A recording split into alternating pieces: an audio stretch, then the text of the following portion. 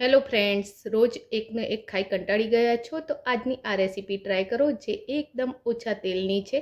તો એના માટે મેં અહીં 5 નંગ લસણની કળી લીધી છે, 1 ઇંચ આદુનો ટુકડો અને તીખાશ માટે 5 થી 6 તીખા મરચાં લીધા છે. તો આ બધી જ વસ્તુને આપણે મિક્સી જારમાં લઈ લઈશું અને એને ક્રશ કરી લઈશું. ક્રશ કરેલા આદુ લસણ મરચાંની પેસ્ટને આપણે સાઈડમાં કરી લઈએ અને એક બાઉલમાં આપણે 1 કપ જુવારનો લોટ લઈશું. તો જુવારનો લોટ અહીં થોડોક કકરો લેવાનો છે આપણે, અને એમાં પા કપ સોજી એડ કરીશું. તેની સાથે જ પા કપ આપણે એમાં ચણાનો લોટ એડ કરીશું. જુવારનો લોટ કકરો ના હોય તો સોજી એમાં થોડીક વધારે નાખવી.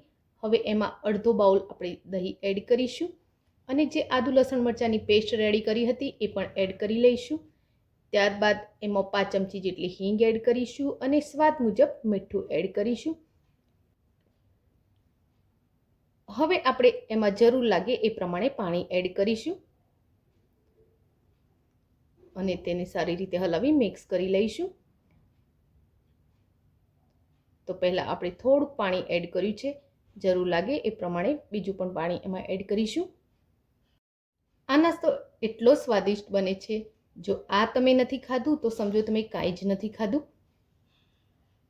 તો આ રીતે આપણે બેટર રેડી કરી લઈશું. હવે આ બેટરમાં આપણે થોડા લીલા ધાણા એડ કરી લઈશું અને તેને પણ સારી રીતે હલાવી મિક્સ કરી લઈશું. હવે આને ઢાંકી 15 મિનિટ માટે આપણે સેટ થવા દઈશું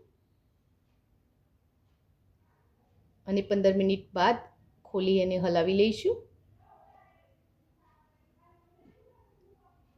હવે એમાં આપણે થોડુંક તેલ એડ કરીશું અને તેને મિક્સ કરી લઈશું. ત્યારબાદ આપણે એમાં 1 ચમચી ઈનો એડ કરીશું અને ઈનોને એક્ટિવ થવા માટે થોડુંક પાણી એડ કરીશું અને તેને સારી રીતે હલાવી ફરીથી મિક્સ કરી લઈશું. ધ્યાન રાખીશું કે બેટર બહુ પાતળું ના થઈ જાય.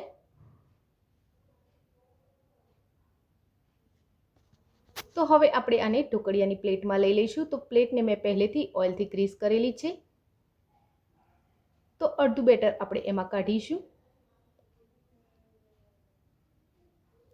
અને આ રીતે એને ટેપ કરી લઈશું. ઉપરથી કાળા મરીનો પાવડર ભભરાવી લઈશું અને થોડાક સફેદ તલ પણ આ રીતે ભભરાવી લઈશું.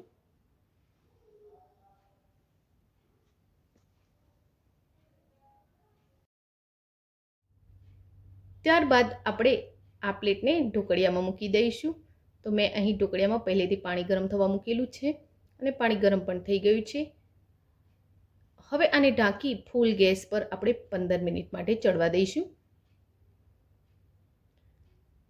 15 મિનિટ પછી ચેક કરી લઈએ. તો આ રીતે છરી નાખી અને જોઈશું. છરી એકદમ ક્લીન આવે છે એટલે ઢોકળા આપણા સરસ ચડી ગયા છે. તો એને નીચે ઉતારી લઈશું અને ઠંડા થાય એટલે એના ઉપર 1 ચમચી જેટલું તેલ રેડી આખી પ્લેટ પર ફેલાવી લઈશું.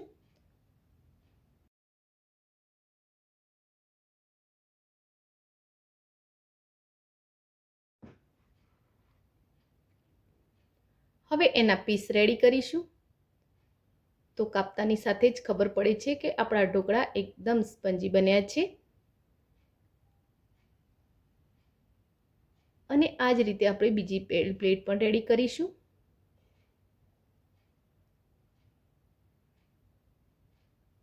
હવે આ પ્લેટમાં આપણે ઉપરથી થોડોક અચાર મસાલો ભભરાવીશું અને બીજી પ્લેટમાં થોડુંક મરચું ભભરાવીશું.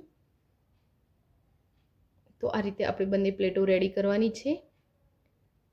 તો હવે હું તમને એક પીસ ઊંચો કરીને પણ બતાવું. તો એકદમ સ્પંજી બન્યા છે આપણા આ ઢોકળા. ખાવામાં સ્વાદિષ્ટ અને પચવામાં એકદમ હલકા પૌષ્ટિક છે. તો ફ્રેન્ડ્સ, આજની આ રેસીપી તમને કેવી લાગી એક કોમેન્ટ બોક્સમાં જરૂરથી લખજો. રેસીપી ગમી હોય તો વિડીયોને લાઇક અને શેર કરજો. આવી જ બીજી રેસીપી જોવા માટે મારી ચેનલને સબસ્ક્રાઈબ કરી લેજો. Thank you for watching my video. જય શ્રી કૃષ્ણ.